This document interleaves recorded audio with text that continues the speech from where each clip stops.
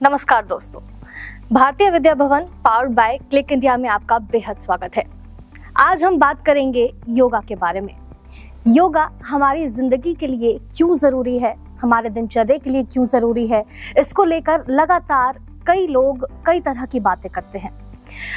योगा जो है वो हमारे दिनचर्या के लिए क्यों महत्वपूर्ण है, इसको पूरी तरीके से समझने के लिए हमारे साथ योगा आचार्य कुंदन कुमार हमारे साथ मौजूद हैं। मैं हूं आपके साथ मानसी जायसवाल।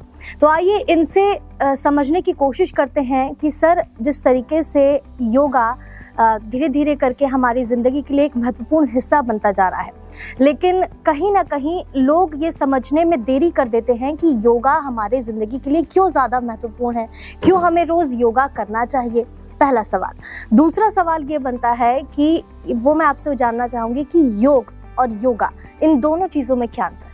योग ही है। जब विदेशी प्रचार हुआ विदेशों में तो उसको ए लगा करके लोग बोलते हैं तो योगा हो गया।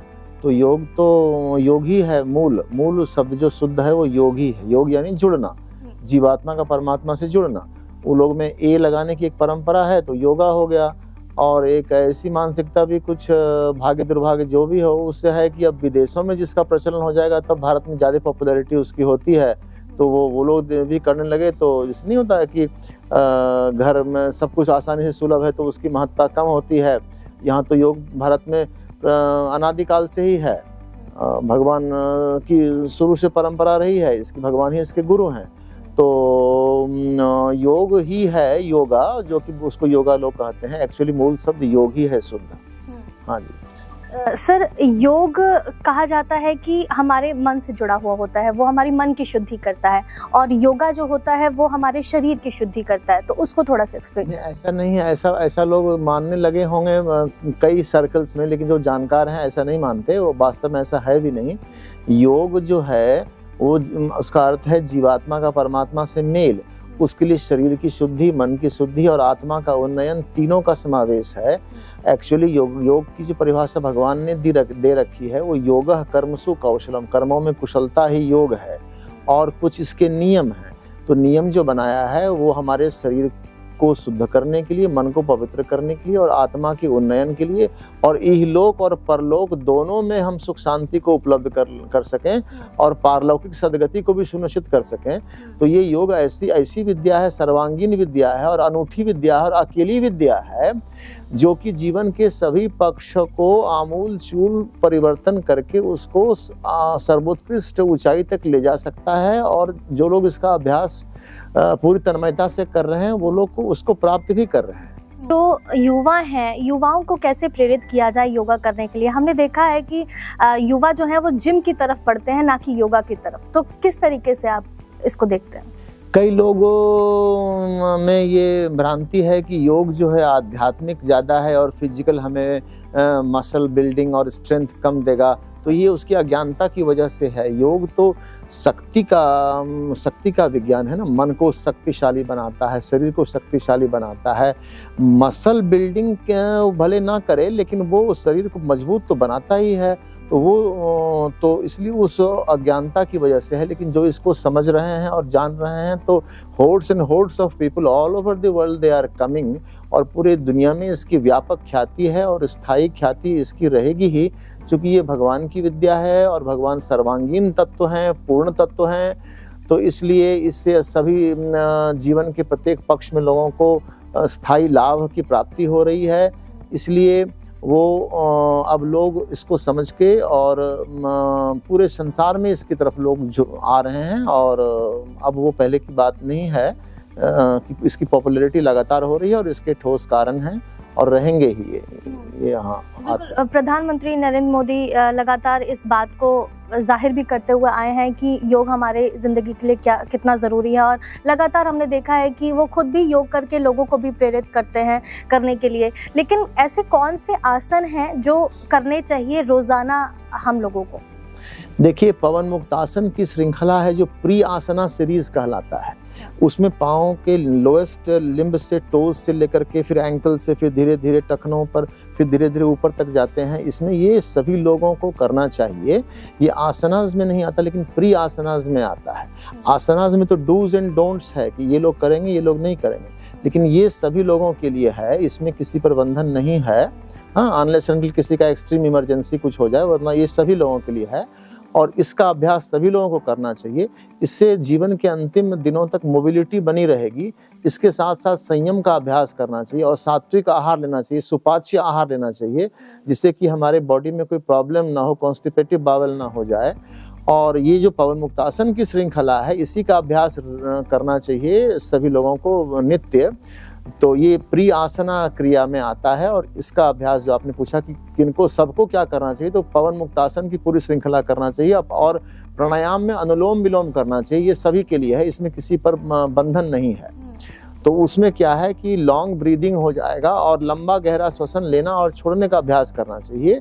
इसमें क्या है कि सोचने समझने की जो शक्ति है उसमें अभिवृद्धि होती है और कूल थिंकिंग को बढ़ाता है और आयुष्य को भी दीर्घ लंबा करता है। क्योंकि जो भी मैमल्स में भी देखा गया कि जो कछुआ, हाथी, वेल, सांप आदि जो मैमल्स हैं जो लंबा गहरा सांस लेते हैं, उनकी आयु बहुत लंबी होती है। तो ये सबों को करने के लिए अभ्यास में जो सब लोग को करना है वो आसन में पवन मुक्तासन की श्रृंखला करें और सांसों को लंबा गहरा लें और अनुलोम विलोम का प्राणायाम सभी कर सकते हैं। और जो सबसे इम्पोर्टेंट है वो है निदिध्यासन। 9 में छोटी ई की मात्रा, 2 में छोटी ई की मात्रा, धौय संयुक्त आकार दंत स्वन निदिध्यासन। अंग्रेजी में समझें तो कंटिन्यूअस रिमेम्बरेंस ऑफ गॉड। ये हर व्यक्ति हर समय कर सकता है, इसमें बाहर वाले को पता भी ना चलेगा।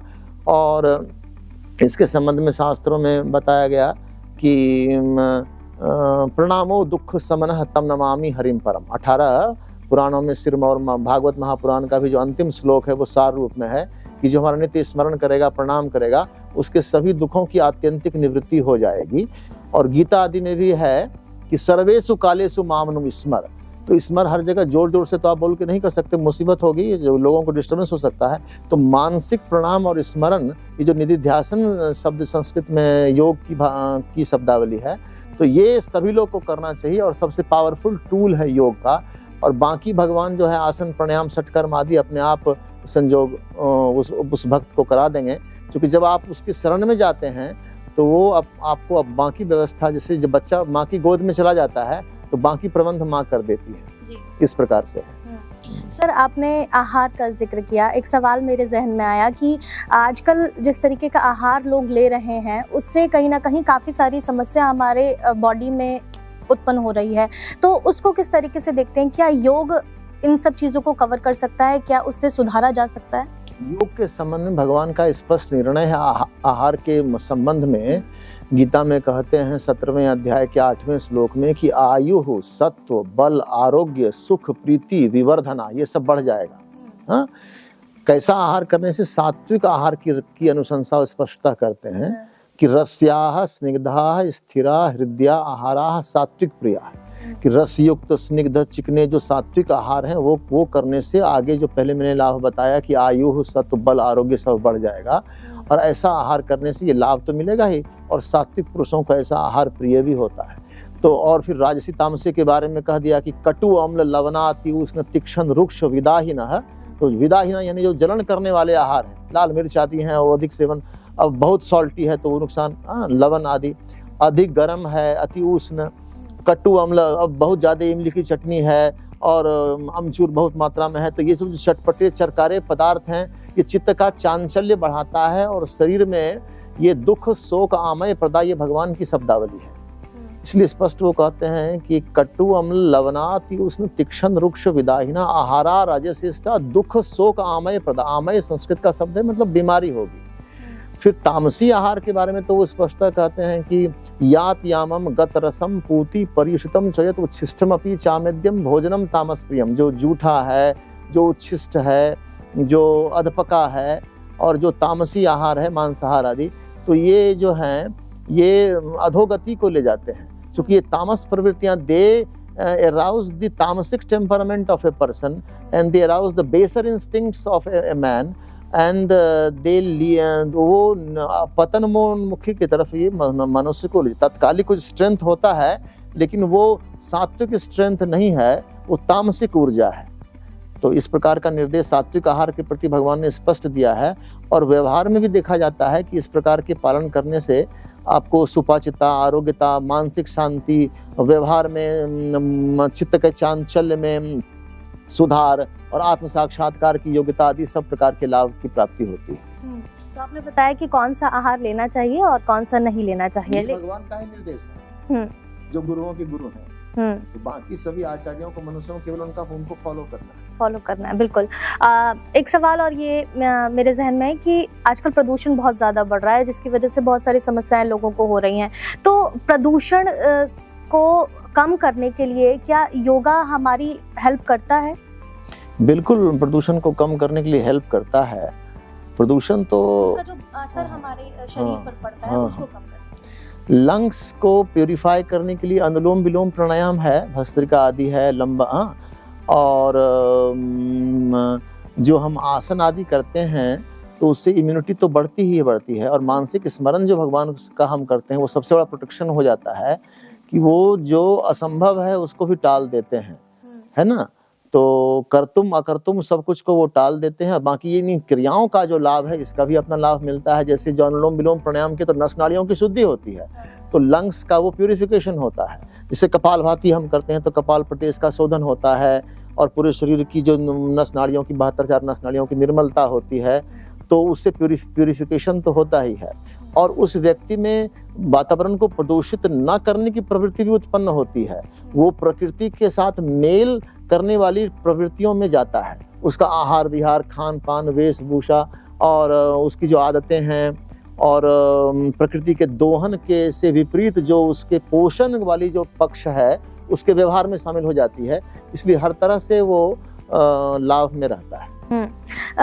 सर, तमाम मुद्दों पर हमने चर्चा की, लेकिन एक सवाल और मैं पूछना चाहूँगी आपसे कि जब हम योगा करते हैं, ध्यान करते हैं, तो कई लोग एक्सरसाइज नहीं करते हैं। मतलब कुछ लोगों का मानना होता है कि एक्सरसाइज ना करके हमें सिर्फ अगर भगवान का ध्यान करना है तो हम ध्यान करेंगे केवल बैठ करके और योगा नहीं करते हैं, तो उससे क्या फ़र्क पड़ता है कुछ?